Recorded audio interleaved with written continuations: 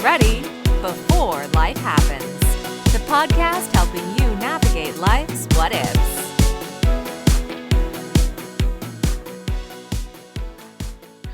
Welcome to Get Ready Before Life Happens, helping you navigate life's biggest what ifs. Today, I'm joined by Julie Pinkerton, CEO and founder of Evozen and creator of the ClientFirst platform. Julie, welcome to the podcast. Great to have you here today.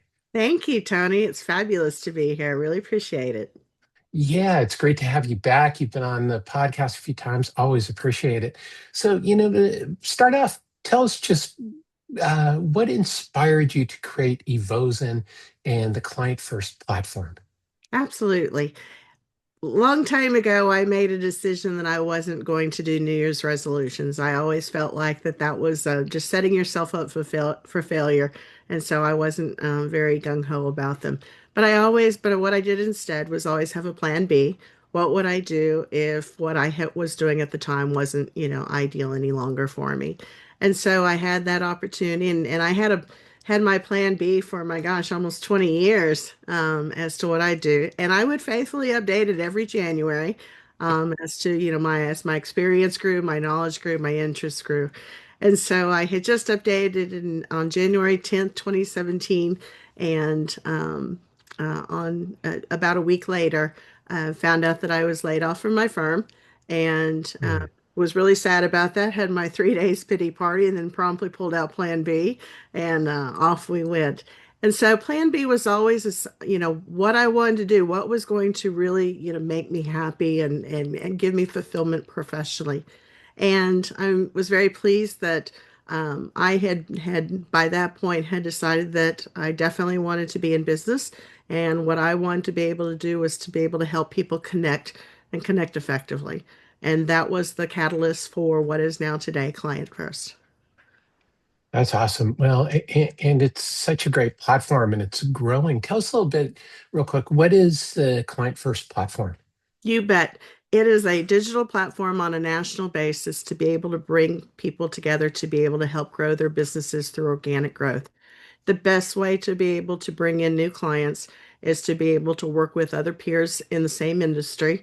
Same industry, I call it the big five: insurance, investments, tax, legal, and trust. So all the people that are touching client money and advising them on that, to be able to get referrals from these folks for the very simple reason that when they are bringing a referral to you, they are bringing to you someone that they know fits your ideal client market.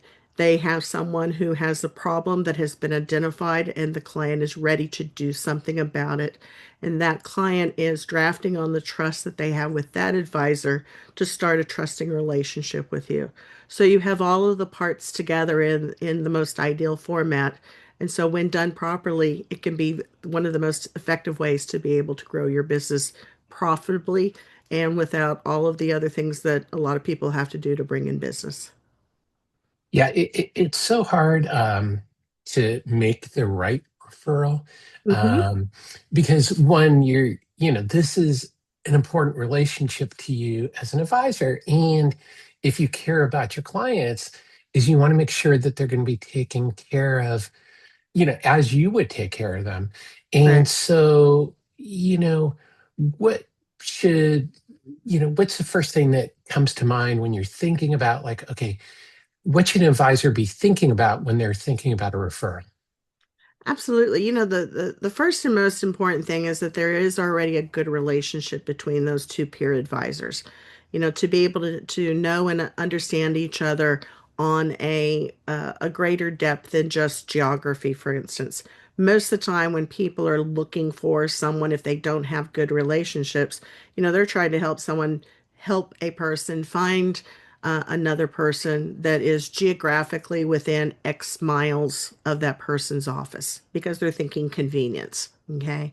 The problem with that is that, you can't control who randomly chooses to set their shingle out 10 miles up the road for you. So you know nothing about them other than what they have, put out perhaps publicly. But even what you know publicly, you don't know how they relate to each other. And there's so many factors that go into a good referral. We use, for instance, behavioral analytics to be able to ensure that there's a common language that is spoken because there's 10 different ways that people communicate about money. So we want to make sure that they fit on that.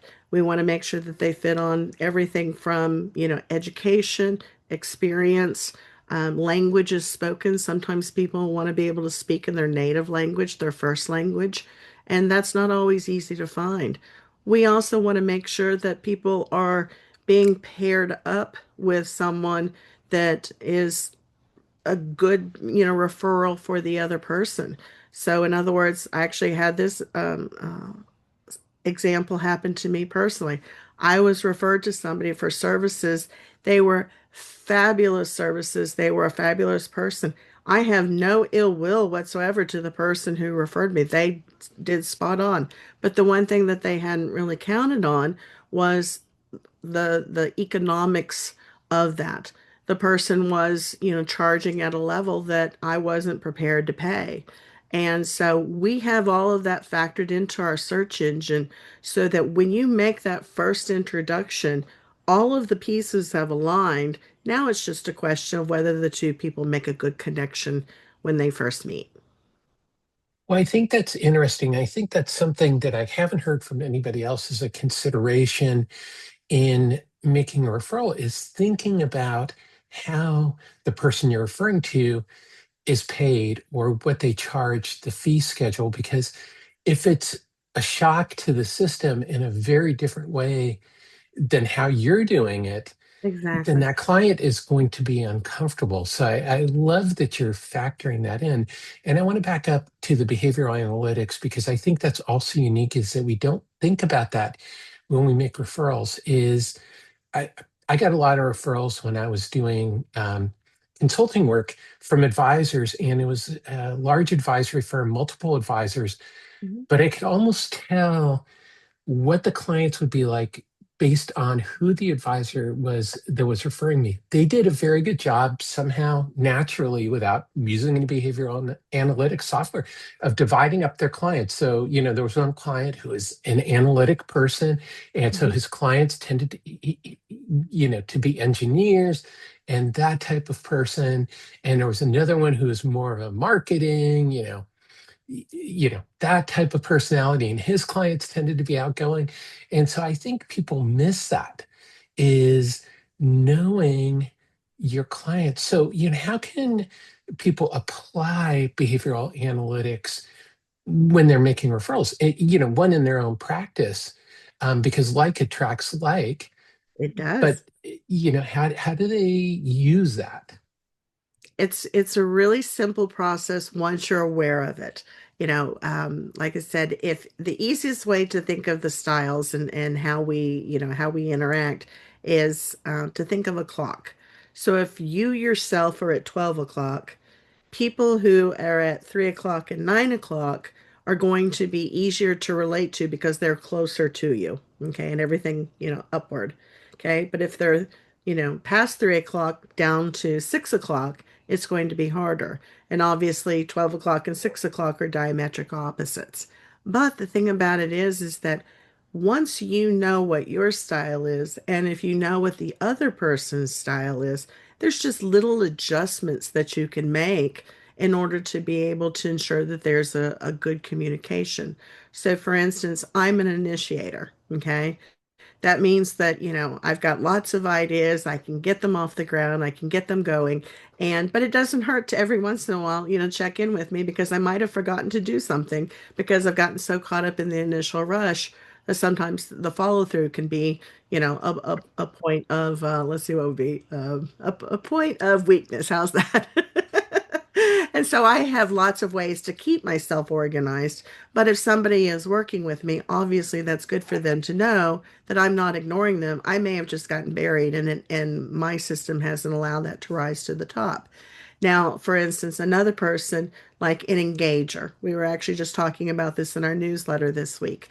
If you want to be able to communicate with an engager, you need to make sure that you have included them, literally engaged with them on a regular basis throughout the entire process. So if your style is to kind of, create the secret, potion by yourself and then present it to them, they're going to not be as receptive to that because they didn't have a part in that making. And so if you want to be able to have a better communication with that person, get their comments, get their feedback as you're going along. And by the time that you're ready to make their presentation, they're ready to receive it because they already know what's all in it. Does that make sense? It makes a lot of sense. Well, one is I'm an initiator also, which is why I think you and I get along so well. Is But I think the other thing is that, if you've ever felt a drag either as a client with an advisor or, as an advisor with a client, or friction, whatever word you want to use, is that this is a lot of it. You have to be flexible and decide whether that difference in style is worth it. Is it going to cause an issue? Can you overcome that? Sometimes it's just not comfortable. And so that's an okay thing. It's okay to say, this relationship doesn't feel right. Let me help you find somebody else. Or for a client to say, and I always remind consumers, it's your money. It's Yes. your life. If you're not comfortable with the advisor, find somebody that you're comfortable with. And that, yeah, it's a lot of this is it comes down to behavior and emotions and money story, as you point out, maybe language. I mean, there's so many factors, gender, whatever, um, that have a huge impact It on really how you does. feel comfortable working with somebody. But a lot of times, you've heard the old adage, opposites attract. It is true. It is not unusual whatsoever for a husband, wife, or two partners to come in, and one of them is almost, if not the same style as the advisor, very, very close. But the other person is one of the diametric opposites. Okay. And so you'll see this play out because, you'll have in a little bit of a stereotypical scene, you have the advisor who's at the desk, you've got the two parties, that are attached on the opposite side. They'll make the, recommendation and, of course, they'll look to the person they're closest to first, and they're over there going, yeah, yeah, yeah, this sounds good. And then that person turns to their partner spouse, and all of a sudden there's this look because the other partners over here got their arms crossed and they're not looking very welcoming. And immediately the first person says, we probably need to talk about this before we, do anything. So we'll get back with you. Okay. And we think that that's the norm. Well, the reality is that's not the norm. What we have done is actually set up that one person to now have to play mediator translator. So they're going to, and depending upon the strength of their relationship, will determine whether or not those recommendations are implemented. Because what will happen is they'll go home and they'll have this conversation. And if, they'll basically the first person will fill in whatever gaps was missing in the communication.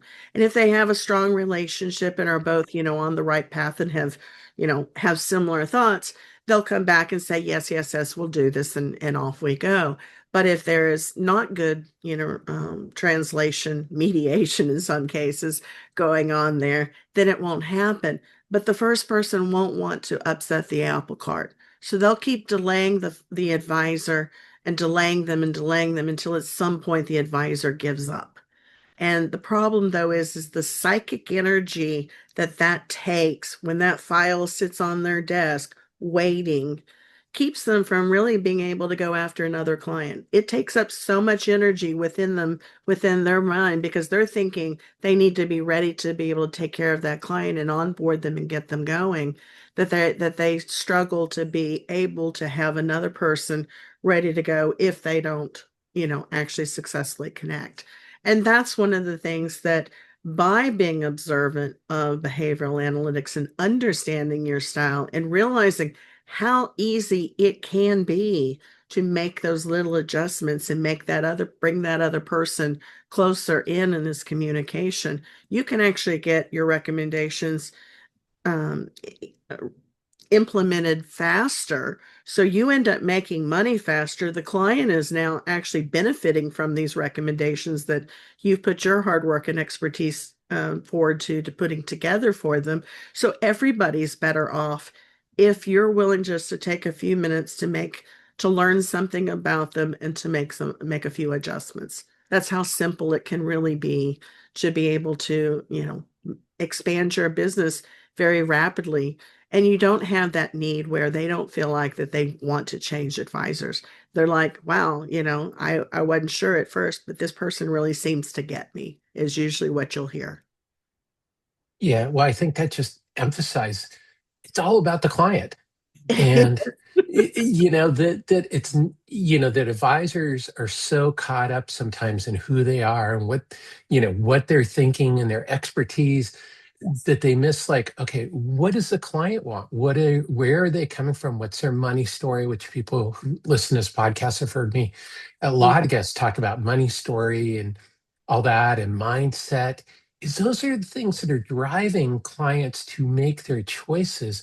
Is it's The numbers are a very small part of it. Of course, they're super important in product selection and everything else, but most of it is clients saying, okay, these are my values. This is who I am.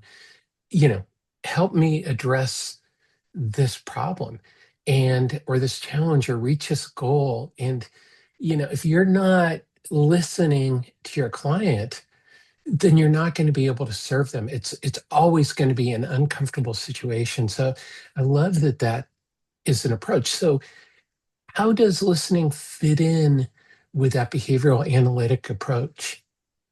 It's interesting because we were having a conversation the other day about AI note takers. Okay. Oh boy. And, obviously there's some that seem to be better than others, but I really haven't been able to find one that I'm happy with. And the reason for it is that they are listening, but they're listening for very specific things instead of actually listening to the entire conversation. And what I mean by that is most of the time, a good relationship is not built around the big things. It is built around the littlest of things. And so, for instance, I am a passionate dog lover. Okay. I love anything dog. And I can tell you that the moment that somebody starts talking about their family dog, I'm all about that. I have yet to find a note taker that will bring that part of the conversation and put it into ink. And I find that very fascinating because every one of us has something that we really gravitate to because it's been an effective barometer for us as to how well that we're going to get along with that person. And those small details just aren't there.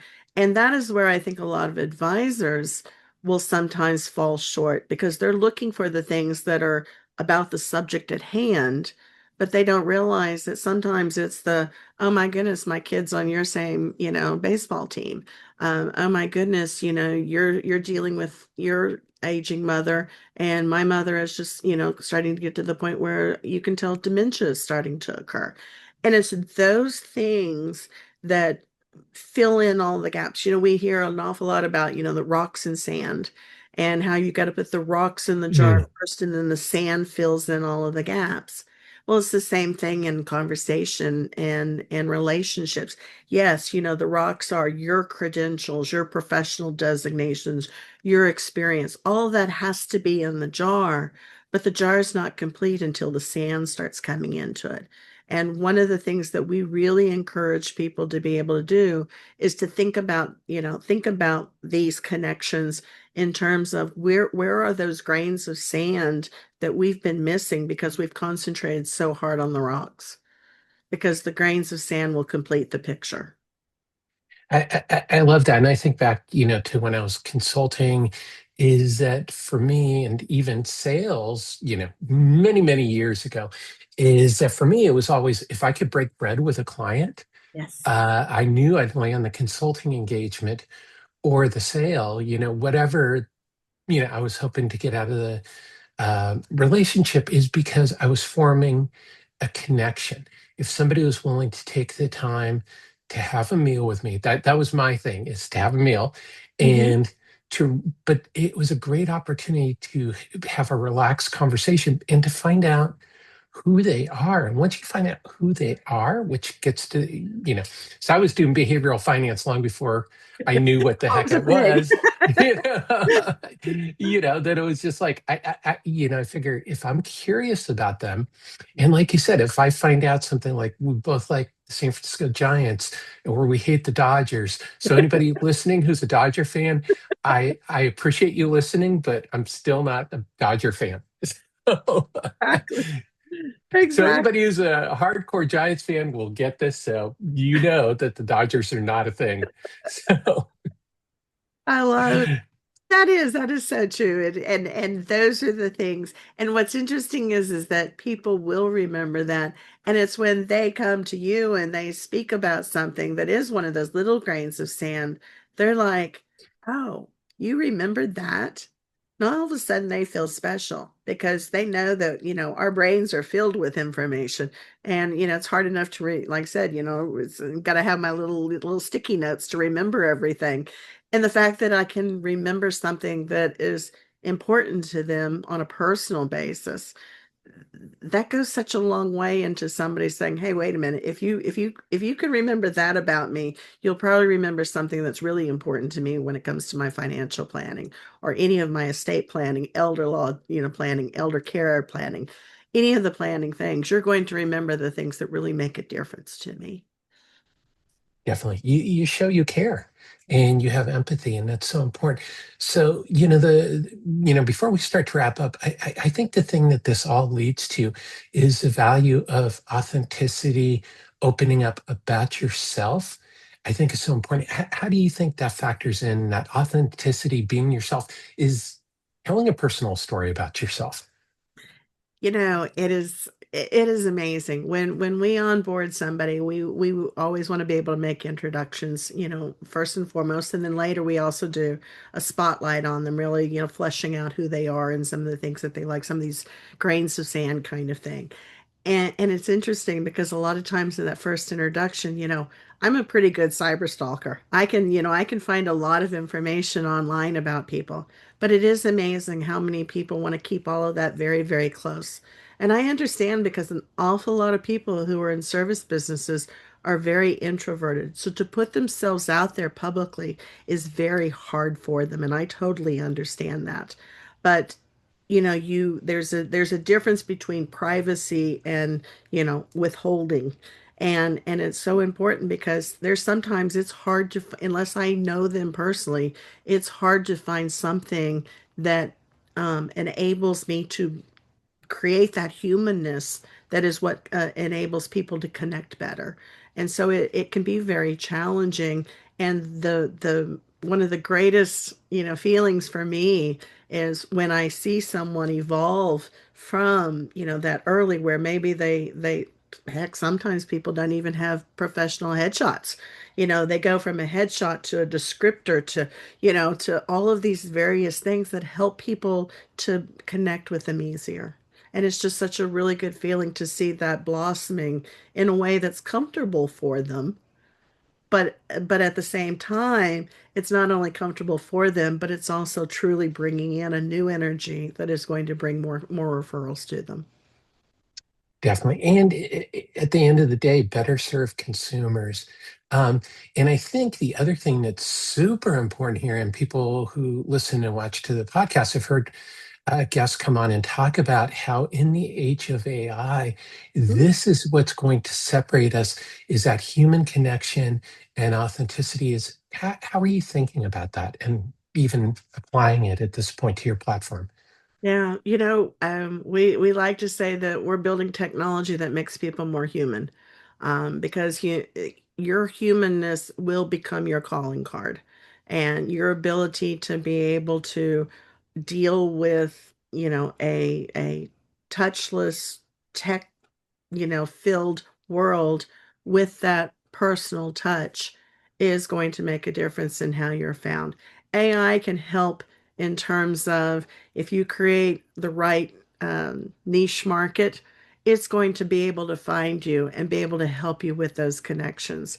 But again, on a person to person basis, Are you going to trust that a computer says that you're going to get along? No, you're going to want to check it out for yourself. And so we've got to retain those capabilities because it'll be very easy for us to lose the capability of connecting on a one-to-one basis if we rely totally on the machines and the technology. But if we can use that technology in a way that allows us to be able to feel comfortable to share ourselves, the world's our oyster. So, just out of curiosity, and you probably don't have an answer to it, what personality style would you say ChatGPT has or Claude? Or could you even say, I'm just bringing this question out of the blue. I would say that it's probably an adapter because an adapter is like a Colby fact finder or I can't think of all of the various different ways that you can slice and dice people, but it's very fact filled. It wants the facts and just the facts, and it doesn't it still struggles to be able to fill in all of the other pieces, but it does such an amazing job when it has the facts to be able to put that together in a way that it can distill it out to you so quickly and so, remarkably effectively. Still has lots of mistakes, but remarkably effectively. So I would probably call it an adapter, but everything has a positive and negative, and by golly, it does some things I sure can't do as an initiator. Yeah, and I think that's exactly it, is that, when we think about AI, is maybe at some point it'll have those different hmm personality styles, as it learns, but it's not really going to have the same human behavioral style. So I think the takeaway for me is that, and with your platform, is that you're looking for people who, you can work with Yeah. and, match your behavior styles and understand them. And it's all about listening to your client. It all comes back to listening to your client. And if you're a consumer and you feel like your advisor is not listening to you, go ahead and find a different advisor. You have my permission to do that for whatever that's worth. So, Exactly. And the great thing is they can reach out to you because you're in our community and you can help them find that advisor. definitely. And I'm glad to do that. And so, for people watching and listening, Julie and I are talking about how to make that happen. But yeah, definitely feel free to reach out to me and we can help you connect with an advisor. So, Julie, to wrap up, I have what I call the Get Ready Hot Take Trio. These are three quick questions I ask all my guests, more rapid fire in nature. What is one money myth? I'm sorry. What is one myth about networking or referrals that you'd like to bust? A lot of people think to be an effective networker, you have to be an extrovert, and that is not true at all. Most people actually are, far more people are introverted than we realize. And even some of the most introverted people can be very, very effective networkers once they learn how. I love that. I'm just making a note so I can make sure that gets into the show notes. Um, the next one is, let's get out the time machine, Julie. Sure. If you could go back in time, what would you tell your younger self about networking? You get to do a little editing for some silence here. I have to think.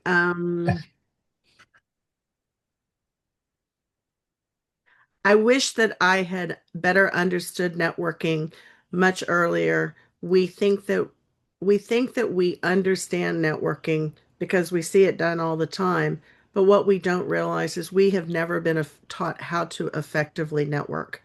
We see, and the reason I say that is that we see people who have done it, but very few people do it extremely well. I love that because, some people are natural networkers, but that's very few people, who can do that.